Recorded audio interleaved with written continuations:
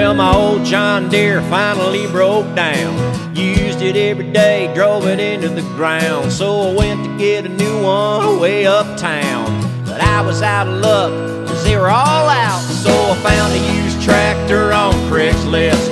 There was no picture, but I couldn't resist. It seemed like a good deal, but now I regret it. If you wanna know why, go take a look.